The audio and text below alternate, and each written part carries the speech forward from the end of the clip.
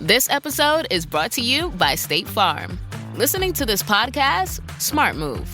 Being financially savvy? Smart move. Another smart move? Having State Farm help you create a competitive price when you choose to bundle home and auto. Bundling, just another way to save with the Personal Price Plan. Like a good neighbor, State Farm is there. Prices are based on rating plans that vary by state. Coverage options are selected by the customer. Availability, amount of discounts and savings, and eligibility vary by state. Adobe Acrobat Studio, so brand new. Show me all the things PDFs can do. Do your work with ease and speed. PDF Spaces is all you need. Do hours of research in an instant with key insights from an AI assistant. Pick a template with a click. Now your prezzo looks super slick. Close that deal? Yeah, you won. Do that, doing that, did that, done. Now you can do that with Acrobat. Now you can do that with the all-new Acrobat. It's time to do your best work with the all-new Adobe Acrobat Studio. I had that dream again. My small business needs to hire, but I don't use LinkedIn, and I hire an energy vampire. But also, they're a literal vampire. And suddenly, my team is spending all their time sharpening wooden stakes and buying bulk silver and rehearsing ancient chants, and then I wake up. Don't let hiring nightmares ruin your dreams. LinkedIn Jobs' new AI assistant takes insights from over 1 billion professionals to create a short list of the best fits for you. Post your job for free at linkedin.com/quality. Start hiring today with LinkedIn. Jesús utilizó a menudo parábolas y afirmaciones paradójicas para transmitir sus mensajes más profundos, desafiando la comprensión convencional de sus oyentes. En el capítulo 12 de Juan, versículo 25 dice: El que ama su vida la perderá, y el que odia su vida en este mundo la conservará para la vida eterna. Esta intrigante frase suscita inmediatamente una serie de preguntas. ¿Por qué utilizaría Jesús una paradoja tan radical para hablar de la vida? ¿Qué significa daina, uthi, la vida, en el contexto en el que habló? Para comprenderlo, debemos ahondar en la riqueza de los textos y entender el contexto histórico y cultural que rodeó sus palabras. El lenguaje paradójico de Jesús forma parte de su estrategia para despertar una reflexión profunda y provocar una decisión consciente de sus seguidores. Jesús sabía que, al presentar las verdades en forma de acertijos, desafiaría a sus discípulos a buscar una comprensión más profunda y personal. Este tipo de enfoque era habitual en las enseñanzas rabínicas de la época, que a menudo utilizaban paradojas para transmitir verdades complejas. Además, la paradoja sirve como invitación a considerar una nueva realidad, una forma de vida distinta de la que ofrece el mundo. Cuando Jesús habla de amar la vida, Izatiltu, no se refiere al amor natural y sano a la existencia, sino al apego egoísta a las cosas de este mundo, que puede alejarnos de Dios. La invitación de Jesús es a abrazar una realidad superior, que va más allá de las apariencias y de la materialidad del mundo actual. Así, al empezar con esta afirmación, Jesús nos desafía a reevaluar nuestras prioridades y a cuestionarnos lo que realmente valoramos. ¿Estamos tan apegados a las cosas terrenales que perdemos de vista lo que es eterno? Esta es la cuestión central que plantea la paradoja y que se explorará a lo largo de este guión. A lo largo de los evangelios vemos a Jesús utilizar otras afirmaciones paradójicas como «Los últimos serán los primeros», Mateo capítulo 20 versículo 16, y es dando como se recibe, Lucas capítulo 6 versículo 38. Estas frases reflejan una inversión de los valores comunes, llamando a los seguidores a un camino contracultural que abraza el desprendimiento y la entrega total a Dios. Para comprender plenamente la declaración de Jesús, es esencial observar el contexto en el que fue dicha. El capítulo 12 de Juan tiene lugar durante los últimos días del ministerio de Jesús, cuando entra triunfante en Jerusalén, sabiendo que se acerca su crucifixión. La declaración de Jesús se produce justo después de que unos griegos le hayan buscado, lo que marca un punto de inflexión en el Evangelio. Se da cuenta de que se acerca a su bilei de ser glorificado, refiriéndose a su muerte inminente. Jesús comienza a explicar la naturaleza de su misión y la necesidad de su muerte como parte del plan divino de redención. Utiliza la metáfora del grano de trigo que necesita morir para dar fruto, preparando el terreno para su afirmación sobre amar y odiar la vida. La metáfora del grano de trigo nos ayuda a comprender el sacrificio necesario para la multiplicación de la vida. Del mismo modo que el grano necesita ser enterrado y morir para generar nueva vida, Jesús se presenta como el que morirá para dar vida eterna a muchos. El contexto revela que Jesús está hablando directamente a sus discípulos y a todos los que le siguen, preparándoles para lo que está por venir, su sacrificio y la necesidad de seguir su ejemplo de entrega total. Quiere que comprendan que seguir a Cristo significa estar dispuesto a perderlo todo, incluida la propia vida, para ganar lo que realmente importa. También es significativo que, inmediatamente después de esta declaración, una voz del cielo diga: «Yo le he glorificado y volveré a glorificarle». Juan, capítulo 12, versículo 28. Esta señal celestial valida lo que Jesús está diciendo, dando autoridad divina a sus palabras y mostrando que su misión y su mensaje tienen el respaldo directo de Dios. El contexto inmediato del capítulo 12 de Juan nos ayuda a ver que la afirmación de Jesús sobre amar u odiar la vida no es una condena de la existencia, sino una llamada a una vida que trasciende lo material y lo temporal, anclada en un propósito eterno. Cuando Jesús habla de odiar la vida, es crucial comprender que no está fomentando el desprecio por la existencia en sí, sino el rechazo del apego excesivo a las cosas de este mundo. En la Biblia, la palabra tetedo tiene a menudo el significado de preferir menos o dar menos importancia. En Lucas, capítulo 14, versículo 26, Jesús utiliza un lenguaje similar cuando dice: «Si alguien viene a mí y no odia a su padre, a su madre, a su mujer, a sus hijos, a sus hermanos y hermanas y hasta su propia vida, no puede ser discípulo mío». No está promoviendo la discordia familiar, sino enseñando que la lealtad a Dios debe superar a todas las demás. Por eso, cuando Jesús habla de odiar la vida, se refiere a una actitud de desapego hacia las cosas temporales. Reta a sus seguidores a no vivir para sí mismos, sino para un fin mayor. Este desapego no significa un desprecio por la creación o la belleza de la vida, sino una correcta priorización, en la que el reino de Dios y su justicia sean lo primero. Amar la vida, en el contexto de Jesús, significa aferrarse a ella egoístamente, buscando solo el placer, la seguridad o la comodidad personal, sin tener en cuenta el propósito eterno de Dios. En cambio, odiar la vida en este mundo es darse cuenta de que esta vida es efímera y de que el verdadero valor reside en una realidad que va más allá de lo que vemos y experimentamos ahora.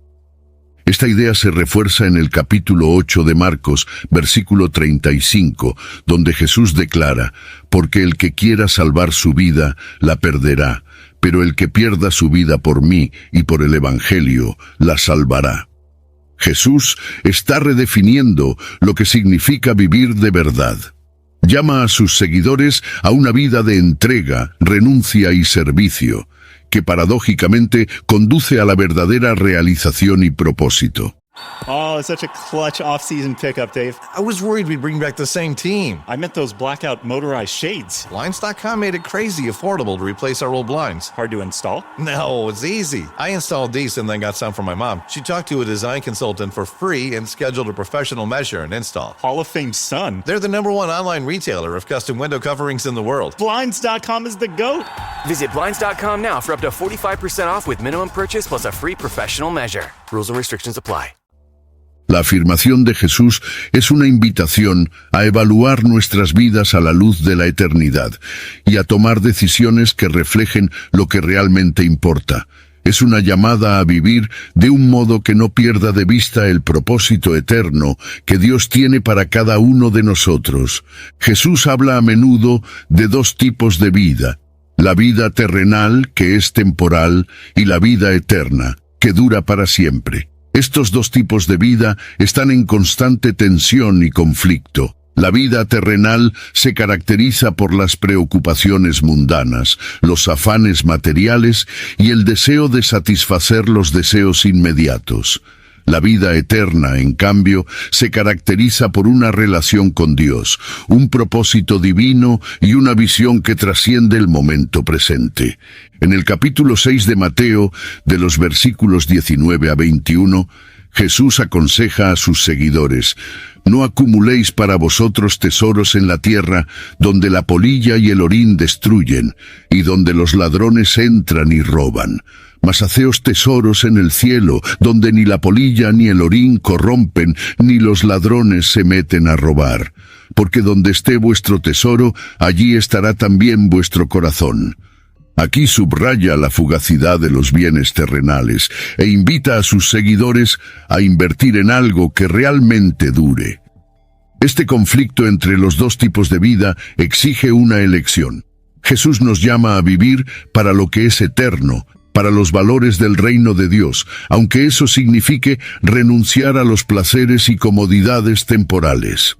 La promesa de Jesús es que quienes hagan esta elección encontrarán la verdadera vida, una vida que no puede ser destruida por la muerte ni por la corrupción de este mundo.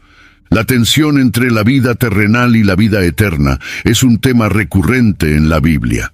En Filipenses capítulo 3, versículo 20, Pablo escribe: «Pero nuestra ciudadanía está en los cielos, desde donde esperamos con impaciencia al Salvador, el Señor Jesucristo».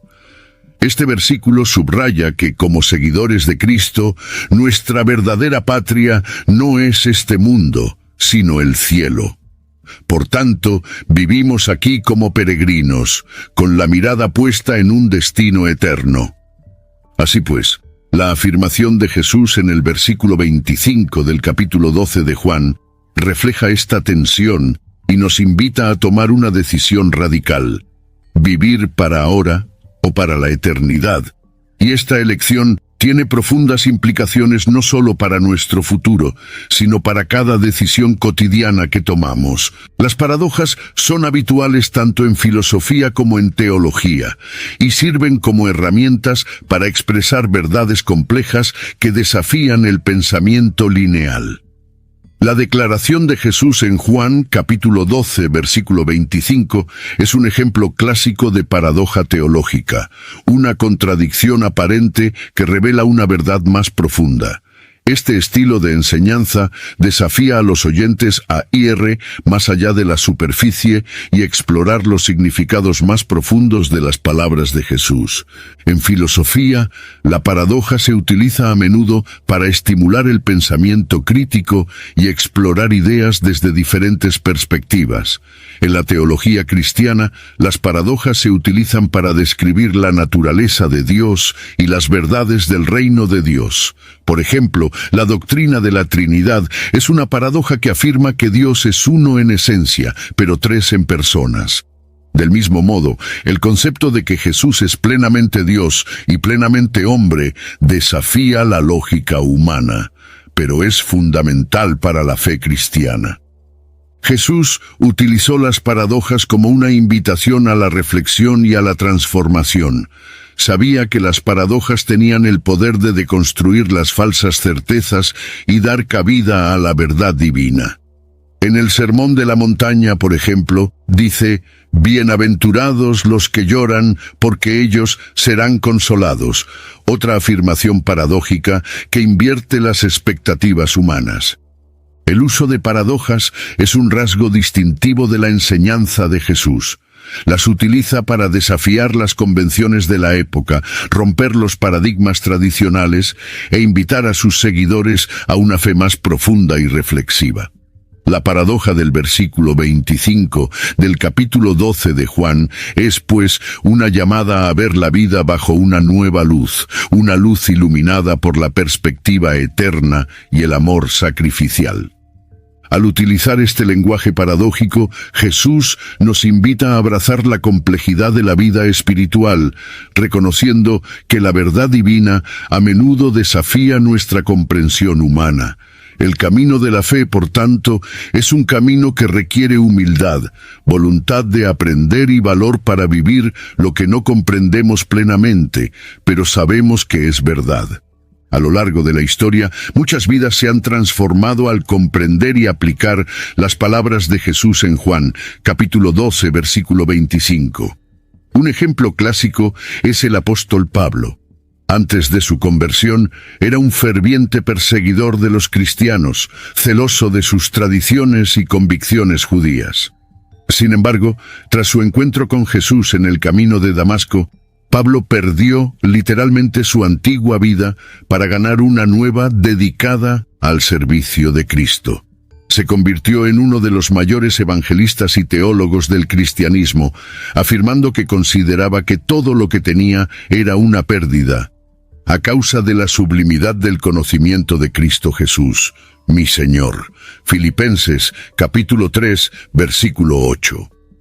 Otro ejemplo es Francisco de Asís, que en el siglo XIII era hijo de un rico comerciante, pero decidió abandonar todas sus riquezas y vivir en completa pobreza para seguir a Cristo de forma radical.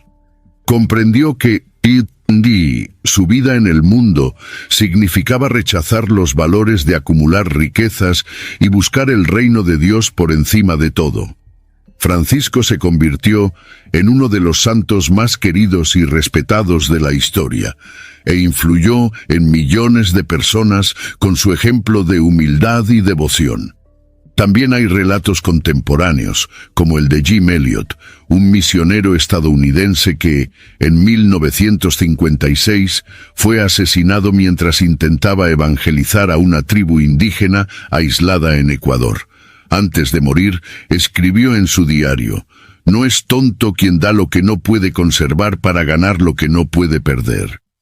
Elliot comprendió la llamada de Jesús en el versículo 25 del capítulo 12 de Juan y vivió de acuerdo con este principio, considerando su vida terrenal como secundaria respecto a su compromiso con el Evangelio. Estos relatos ejemplifican cómo la aparente pérdida de la vida, según los criterios del mundo, se traduce en una inestimable ganancia espiritual. Muestran que la paradoja de Jesús se vive y se pone a prueba de forma práctica, lo que conduce a la transformación personal y al impacto en el mundo. Estos ejemplos también nos desafían a considerar cómo estamos respondiendo a la invitación de Jesús a dar nuestra vida en este mundo. ¿Estamos dispuestos a sacrificar lo efímero en favor de lo eterno? A lo largo de la historia, el sacrificio ha sido un valor central en la práctica cristiana. Desde los primeros mártires de la Iglesia que prefirieron perder la vida antes que renegar de su fe, hasta los misioneros contemporáneos que dedican su vida a servir a los demás. El sacrificio es una manifestación tangible del principio enseñado por Jesús en Juan, capítulo 12, versículo 25. Estas personas demostraron con su vida que hay algo más valioso que la propia existencia: el amor y la lealtad a Dios. Los mártires de la Iglesia primitiva, como Esteban, el primer mártir cristiano, ejemplifican este valor. Esteban, mientras lo apedreaban hasta la muerte, mostró un amor tan profundo por Cristo que incluso en sus últimos momentos pidió a Dios que perdonara a los que lo estaban matando. Para Esteban, su vida significaba estar dispuesto a renunciar a su existencia terrenal para dar testimonio de la verdad del Evangelio. Otro ejemplo notable es Dietrich Bonhoeffer, teólogo alemán que se opuso al régimen nazi durante la Segunda Guerra Mundial. Bonhoeffer creía que seguir a Jesús exigía estar dispuesto a morir cada día al yo, al mundo e incluso a las propias ambiciones. Pagó con su vida al ser ejecutado en un campo de concentración. Bonhoeffer entendió la llamada de Cristo como una invitación al coste del discipulado, frase que acuñó para expresar la verdad del versículo 25 del capítulo 12 de Juan. El valor del sacrificio se refleja también en prácticas cotidianas más tranquilas, como la incansable labor de misioneros y voluntarios que renuncian a la comodidad y la seguridad para servir a los pobres y necesitados. La Madre Teresa de Calcuta, por ejemplo, abandonó su tierra natal para vivir en los barrios marginales de la India, dedicando su vida a los más pobres entre los pobres. Para ella, Dan, su vida significaba entregarse por completo al servicio de Cristo en cada ser humano marginado que encontraba. Estos ejemplos muestran que el valor del sacrificio es fundamental para comprender lo que Jesús quiso decir en el versículo 25 del capítulo 12 de Juan. Nos inspiran a considerar lo que estamos dispuestos a sacrificar por nuestra fe y por el propósito eterno que Dios tiene para nosotros. Desde un punto de vista psicológico, el apego es una parte fundamental de la experiencia humana. Desde que nacemos, aprendemos a aferrarnos a nuestros padres, a las personas que amamos, a los objetos que nos dan seguridad y a las ideas que forman nuestra identidad. Sin embargo, Jesús nos llama a un desapego radical, desafiando nuestros instintos más básicos de supervivencia y comodidad. You're juggling a lot, but you can still squeeze in a financial plan. With the Northwestern Mutual Financial Advisor as your partner, it's not only possible, it's personalized. So if you're tying the knot, closing on a house, or welcoming a little one, you'll be ready for whatever life tosses your way. It's the right time to feel less stressed and more certain. That's a better way to money. Let's get started at nm.com. The Northwestern Mutual Life Insurance Company, Milwaukee, Wisconsin. La psicología moderna, especialmente en el campo de la psicología positiva y el estudio de la felicidad, ha explorado cómo el apego puede ser una fuente de sufrimiento. El apego excesivo a bienes materiales, ideas o incluso personas puede dejarnos atrapados en ciclos de ansiedad, miedo y frustración. Como sugiere Jesús, el apego excesivo a la vida puede conducir paradójicamente a la pérdida de la verdadera vida, una vida de paz, propósito y conexión con Dios. Jesús reconoce esta dificultad y por eso utiliza a menudo imágenes de muerte y renacimiento en sus enseñanzas. Habla de nacer de nuevo, capítulo 3 de Juan, versículos 3 a 7, de morir al yo. Capítulo 9 de Lucas, versículo 23, y de vivir por la fe. Estos conceptos son desafiantes porque van en contra de nuestra inclinación natural a conservar y proteger lo que tenemos. El apego es un intento de controlar el mundo que nos rodea, pero Jesús nos invita a soltar ese control y confiar en Dios. La reticencia a soltar también tiene su origen en un profundo miedo a lo desconocido.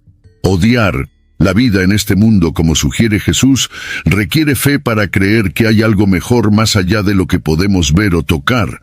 Requiere confianza en que cuando nos soltemos, seremos sostenidos por las manos de un Dios amoroso y poderoso. Jesús habla de la libertad en muchas de sus enseñanzas. En el capítulo 8 de Juan, versículo 32, dice: «Y conoceréis la verdad, y la verdad os hará libres». Pero ¿qué tipo de libertad ofrecía Jesús? No era una libertad política o material, sino una libertad espiritual, que procede de un corazón desprendido de las cosas de este mundo. El desapego que Jesús menciona en el capítulo 12 de Juan, versículo 25, es un paso crucial hacia esta libertad. Al desprendernos de nuestra propia vida, de nuestros deseos egoístas, de nuestros miedos y de las cosas que consideramos indispensables, encontramos una libertad que el mundo no puede dar. Es la libertad de vivir sin miedo a la pérdida, porque ya vemos todo como secundario en comparación con nuestra relación con Dios. Esta libertad se refleja en la vida de muchos santos y místicos cristianos que comprendieron que «Steiti, sus vidas, significaba estar dispuestos a perderlo todo por amor a Cristo. Santa Teresa de Ávila, por ejemplo, hablaba a menudo de la libertad interior, que proviene de estar completamente desprendido de todo excepto de Dios. Describía esta libertad como un estado de profunda paz y alegría, independientemente de las circunstancias externas. El desapego, pues, no es una renuncia a todo lo que es bueno, sino una reorientación de nuestros afectos hacia lo que es eterno. Pablo, en el capítulo 5 de Gálatas, versículo 1, exhorta a los cristianos a permanecer firmes en la libertad que Cristo nos ha dado y a no someternos de nuevo a un yugo de esclavitud. Esta esclavitud suele referirse a nuestros apegos terrenales y deseos mundanos que nos alejan de la plenitud de la vida en Dios. Por tanto, el papel del desprendimiento en la búsqueda de la verdadera libertad es fundamental para comprender la invitación de Jesús en el versículo 25 del capítulo 12 de Juan. Nos llama a renunciar a lo que nos aprisiona para abrazar lo que verdaderamente nos hace libres, una vida centrada en Dios y en su propósito eterno. Entregar nuestra vida a Dios es una frase que oímos a menudo en contextos religiosos, pero ¿qué significa realmente en la práctica? Jesús, al declarar que quien aborrece su vida en este mundo la conservará para la vida eterna, está llamando a sus seguidores a una entrega total. Pero esta entrega no es un acto pasivo, es un acto consciente y activo de confianza y entrega diaria. En primer lugar, rendir nuestra vida a Dios significa someter nuestra voluntad a la voluntad de Dios. Jesús es el ejemplo perfecto de ello, cuando en el huerto de Getsemaní reza: Padre, si quieres, aparta de mí este cáliz, pero no se haga mi voluntad sino la tuya. Lucas capítulo 22, versículo 42. Aquí, Jesús nos muestra que entregar tu vida a Dios significa elegir el camino de la obediencia, incluso cuando ese camino es doloroso o incomprensible. En segundo lugar, entregar la vida a Dios implica vivir según las enseñanzas de Cristo, buscando el reino de Dios y su justicia. Es una elección diaria de poner a Dios en primer lugar, por encima de nuestros propios deseos, miedos y ambiciones. Esta rendición puede manifestarse de diversas maneras, en el servicio a los demás, en el sacrificio de nuestras comodidades personales, en el valor de decir la verdad o en la voluntad de ir donde Dios nos llame. En tercer lugar, esta entrega se refleja en la confianza en la providencia divina. En los versículos 6 y 7 del capítulo 4 de Filipenses, Pablo anima a los creyentes a no inquietarse por nada, sino presentar a Dios vuestras peticiones en toda oración y ruego con acción de gracias. Entregar nuestra vida a Dios significa confiar en que Él es capaz de atender todas nuestras necesidades, lo que nos libera de la ansiedad y el miedo. Por último, rendir nuestra vida a Dios significa aceptar la realidad de la vida eterna, que comienza aquí y ahora. Significa vivir con la conciencia de que nuestra vida terrenal es temporal y de que fuimos hechos para algo más grande, algo eterno. Es poner nuestra esperanza no en las cosas que perecen, sino en las promesas inmutables de Dios. La afirmación de Jesús en el versículo 25 del capítulo 12 de Juan encuentra resonancia en muchas tradiciones espirituales y filosóficas de todo el mundo. La idea de que hay que perder algo para ganar algo mayor no es exclusiva del cristianismo. Es un principio universal que aparece en diversas culturas y contextos históricos. Por ejemplo, en el budismo, el concepto de desapego es fundamental para alcanzar la iluminación. Buda enseñó que el sufrimiento surge del apego a las cosas transitorias y que la verdadera libertad solo se alcanza desprendiéndose de los deseos y las posesiones materiales. Aunque las bases teológicas son diferentes, existe una similitud en la búsqueda de una verdad que vaya más allá de lo mundano. En la tradición hindú, Especialmente en las enseñanzas del Bhagavad Gita, encontramos la noción de renuncia desapegada. El dios Krishna enseña a Arjuna, el guerrero protagonista, a cumplir su deber sin apego a los resultados, renunciando a los frutos de sus acciones como acto de devoción a Dios.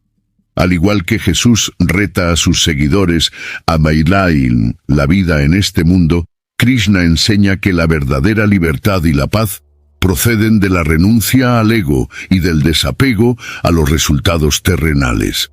Incluso en la filosofía occidental encontramos ecos de esta idea. En el estoicismo, una escuela filosófica griega y romana, el principio del desapego emocional es fundamental.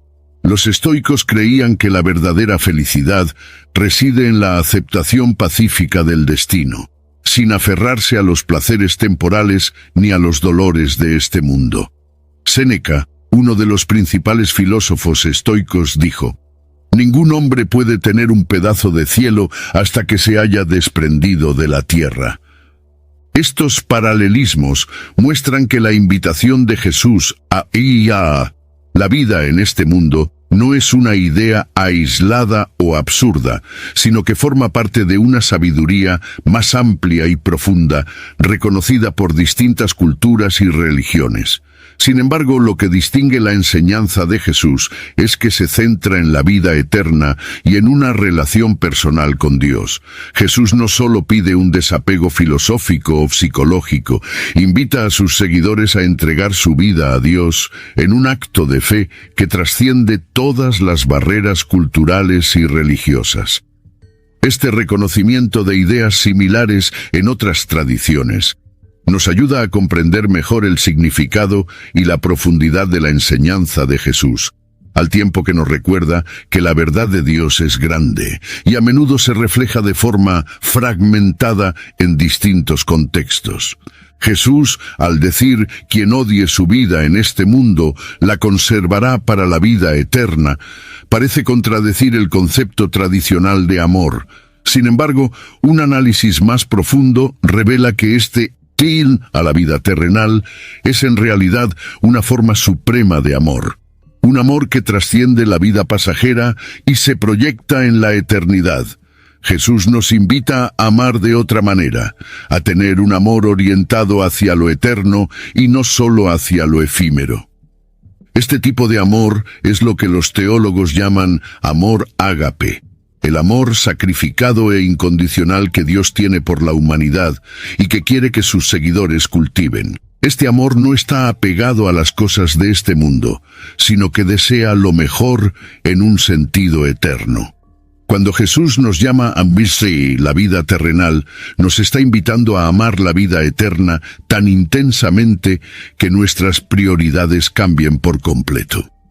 La idea de que la vida terrenal es un tipo de amor también puede verse en la vida de los primeros discípulos.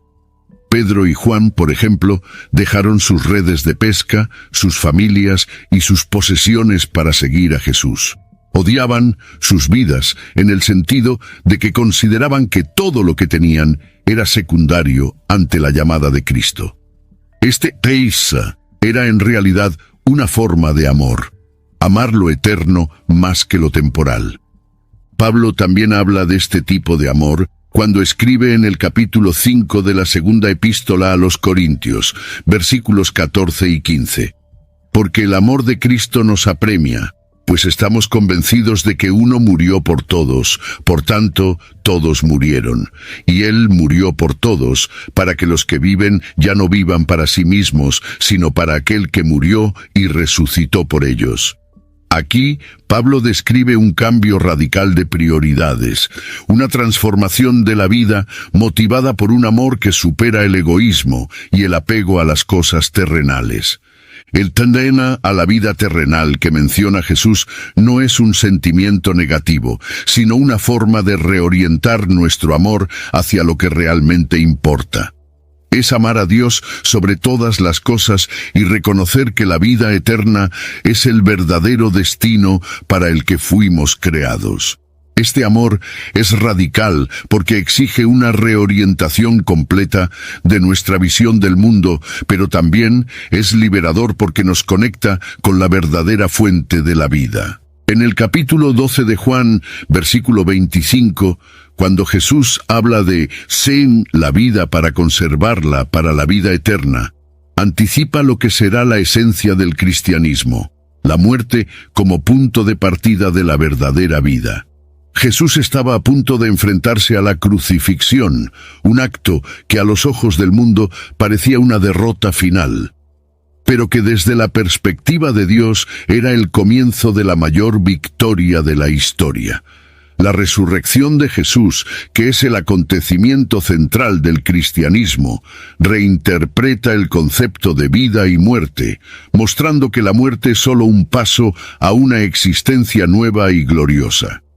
El apóstol Pablo, en el capítulo 15 de la primera carta a los Corintios, del versículo 54 al 57, celebra esta verdad diciendo: «Pero cuando lo corruptible se revista de incorrupción y lo mortal se vista de inmortalidad, entonces se cumplirá la palabra que está escrita: la muerte ha sido destruida por la victoria.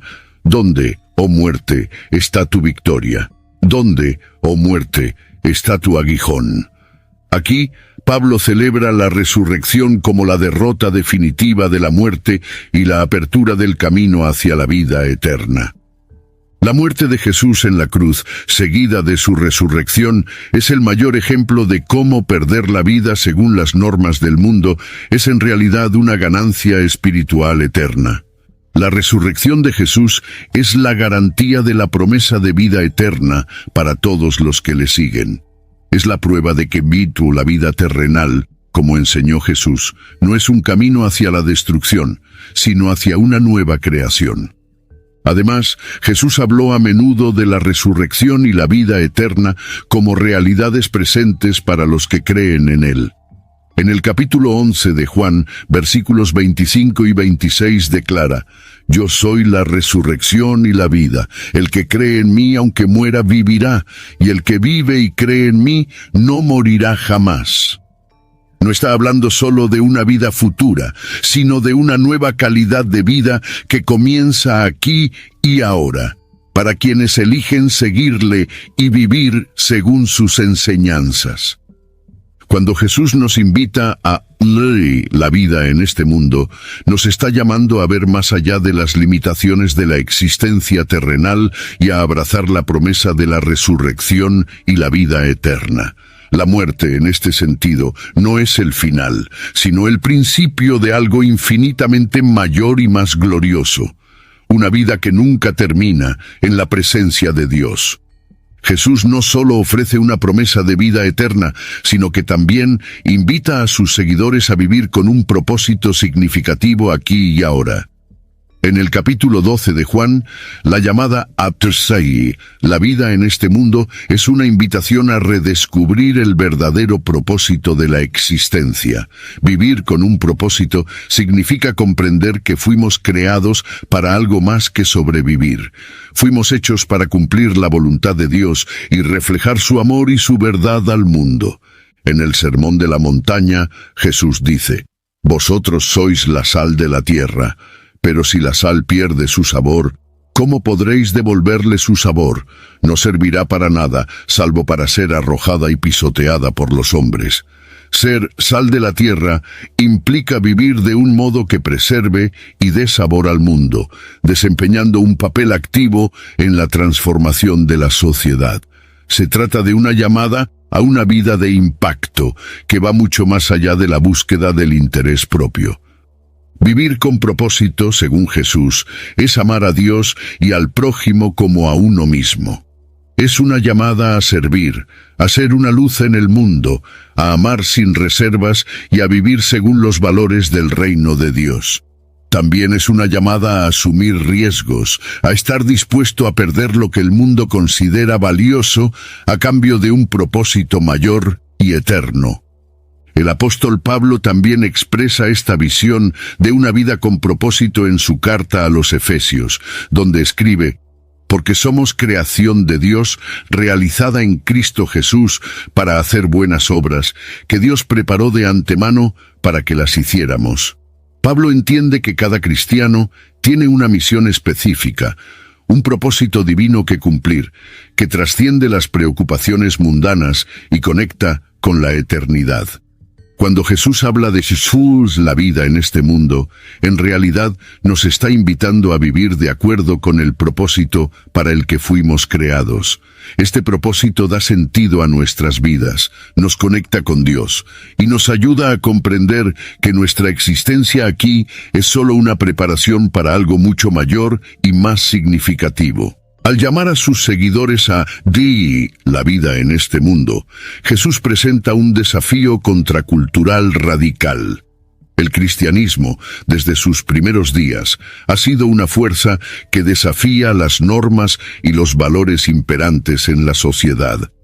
En un mundo que valora la acumulación de riqueza, poder y estatus, Jesús invita a sus seguidores a abrazar lo contrario, la humildad, el servicio y el desprendimiento. En Romanos, capítulo 12, versículo 2, Pablo exhorta a los cristianos: «No os conforméis a este mundo, sino transformaos mediante la renovación de vuestra mente, para que comprobéis cuál es la buena voluntad de Dios, agradable y perfecta». Esta es la esencia de la contracultura cristiana, una transformación interior que se manifiesta en acciones que desafían el statu quo. Vivir como seguidores de Jesús significa rechazar las normas de este mundo y adoptar un modo de vida que a menudo es incomprendido e incluso ridiculizado por la sociedad circundante. Ser luz en un mundo de tinieblas, como Jesús nos llama a ser, implica la voluntad de vivir de forma diferente, de amar incondicionalmente, de perdonar sin fisuras y de servir con generosidad. Es una postura que va contra la corriente del egoísmo, el materialismo y el individualismo. Es un reto diario que requiere valentía, fe y una visión clara del reino de Dios. Esta postura contracultural no es solo una llamada para un pequeño grupo de cristianos, sino para todos los que afirman seguir a Cristo. El propio Jesús dice que estrecha es la puerta y angosto el camino que conduce a la vida, y pocos son los que la encuentran. Mateo, capítulo 7, versículo 14. Este camino estrecho es el camino de la contracultura, donde se elige el amor sobre el odio, el perdón sobre la venganza, el servicio sobre la dominación y el desapego sobre el apego. Aceptar el reto de vivir como luz en un mundo de tinieblas significa tomarse en serio la llamada de Jesús a la vida terrenal. No en el sentido de despreciar la existencia, sino de trascender sus limitaciones y reflejar la luz de Dios en todos los aspectos de la vida. Es una vida de propósito, servicio y testimonio, que apunta a algo más grande y eterno. En el corazón de la enseñanza de Jesús, en el capítulo 12 de Juan, versículo 25, está la transformación del egoísmo en servicio. Nos llama a la vida en este mundo, no en el sentido de despreciarla, sino de reorientar nuestras prioridades de un enfoque egocéntrico a un enfoque centrado en los demás y en Dios. El camino del cristiano es un viaje constante para abandonar el egoísmo y abrazar el servicio a los demás, reflejando el amor de Cristo en cada acción. Jesús ejemplificó esta transformación a lo largo de su ministerio. Lavó los pies a sus discípulos, un acto de humildad que sorprendió incluso a sus seguidores más cercanos. En aquella época, lavar los pies era una tarea reservada a los siervos humildes, y al realizar esta acción, Jesús enseñó que el verdadero amor se manifiesta en el servicio humilde y sacrificado a los demás. Dijo: «Os he dado ejemplo para que hagáis como yo he hecho con vosotros». Por tanto, seguir a Jesús implica un compromiso diario de servir a los demás. El apóstol Pablo también hace hincapié en este camino de transformación cuando escribe: No hagáis nada por ambición egoísta o vanagloria, sino considerad humildemente a los demás como superiores a vosotros mismos. Filipenses capítulo 2, versículo 3. Describe esta actitud como tener la misma manera de pensar que Cristo Jesús, que se despojó de sí mismo y se hizo siervo.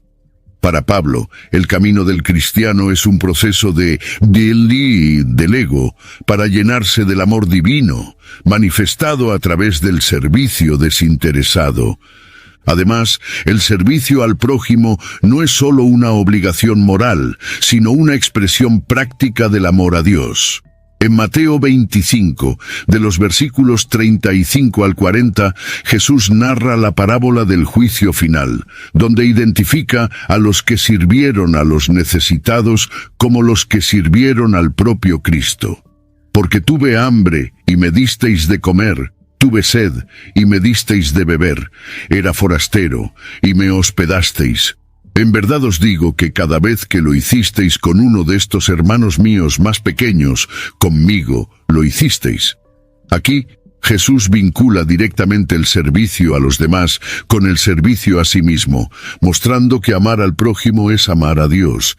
El camino del cristiano, por tanto, es una llamada constante a salir de uno mismo y entrar en la vida del otro, ofreciendo atención, compasión y gracia. Es un movimiento del egoísmo al desinterés, un camino en el que la propia vida significa dedicarse al bienestar de los demás, reconociendo en ellos la imagen de Dios y de Cristo mismo. Comprender lo que Jesús quiso decir en el versículo 25 del capítulo 12 de Juan es una cosa, pero aplicarlo a la vida cotidiana es otra. Vivir la paradoja de Baralsa, la vida terrenal para Ursfum, la vida eterna, requiere una reorientación práctica de nuestros pensamientos, decisiones y acciones. Pero ¿cómo podemos vivir en la práctica lo que Jesús enseñó en nuestros días? En primer lugar, debemos empezar con un cambio de mentalidad. En Colosenses, capítulo 3, versículo 2, Pablo nos anima a poner la mira en las cosas de arriba, no en las de la tierra. Esto significa entrenar nuestras mentes para que se centren en los valores del reino de Dios. Amor, justicia, misericordia, compasión, en lugar de estar excesivamente preocupados por la búsqueda de riqueza, estatus o poder. Toda decisión debe tomarse a la luz de la eternidad. ¿Está esta acción, elección o comportamiento en consonancia con los valores eternos de Dios? En segundo lugar, debemos practicar el desapego en nuestra vida cotidiana. Esto puede significar reevaluar nuestra relación con las posesiones materiales, la forma en que empleamos nuestro tiempo e incluso cómo definimos nuestro éxito. En el capítulo 6 de Mateo, del versículo 19 al 21, Jesús nos llama a acumular tesoros en el cielo, no en la tierra. En términos prácticos, esto puede significar ser generosos con lo que tenemos, invertir nuestro tiempo en servir a los demás y utilizar nuestros recursos para promover el bien. Además, vivir la paradoja de Jesús puede significar abrazar el sufrimiento y la pérdida de un modo que el mundo no entiende. Como dijo el apóstol Pedro, si sufrís por hacer el bien, felices sois. No tengáis miedo de las amenazas ni os alarméis.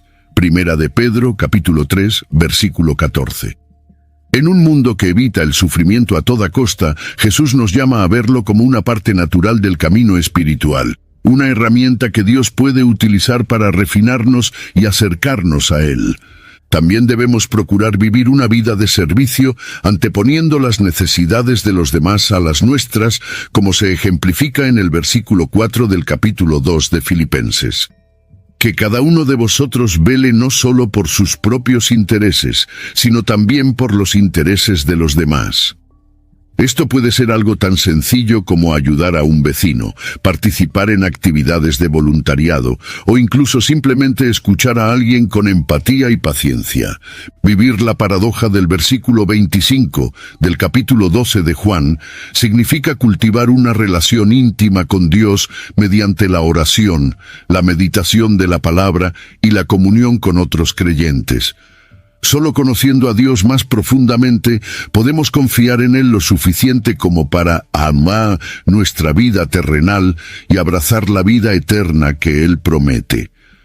Se trata de una práctica diaria de fe, confianza y entrega, sabiendo que al soltar el control de nuestras vidas obtenemos una conexión más profunda con el Creador.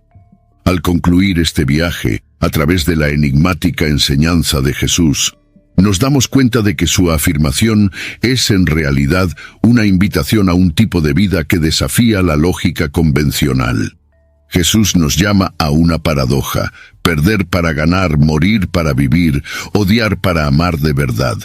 Es una llamada al valor porque exige que nos enfrentemos a nuestros miedos más profundos, abandonemos nuestras zonas de confort y confiemos plenamente en Dios. Vivir esta paradoja requiere una fe que va más allá de lo que podemos ver o comprender. Requiere creer que, al renunciar a nuestra vida, en realidad la estamos salvando para algo infinitamente mejor. Como dijo el propio Jesús, ¿de qué le servirá al hombre ganar el mundo entero si pierde su alma? ¿O qué dará el hombre a cambio de su alma? Esta es la pregunta fundamental que resuena en nuestros corazones cuando contemplamos lo que significa la vida. También es importante recordar que esta llamada a la paradoja no es una vida de autosacrificio vacío o de negación porque sí. Al contrario, es un viaje para encontrar la verdadera alegría y la paz que solo pueden hallarse en Dios. En Juan capítulo 10, versículo 10, Jesús declara: «He venido para que tengan vida y la tengan en abundancia». La vida abundante que promete es el resultado de vivir según sus principios, confiando en sus promesas y abrazando la paradoja de la fe cristiana. Así pues, la llamada de Jesús es para todos, en todo momento. Nos invita a ser valientes, a ser radicales en nuestra devoción a Dios y a vivir de una manera que el mundo considera necedad, pero que para Dios es sabiduría y verdad. Este es el camino estrecho y angosto del que habló Jesús, el camino que pocos eligen, pero que conduce a la vida eterna. Así pues, la pregunta final que todos debemos responder es: ¿estamos dispuestos a aceptar esta llamada? ¿Estamos dispuestos a vivir la paradoja que Jesús nos presenta? Aceptar esta invitación es el primer paso para experimentar la verdadera vida, la que solo puede encontrarse en una relación profunda y duradera con Dios.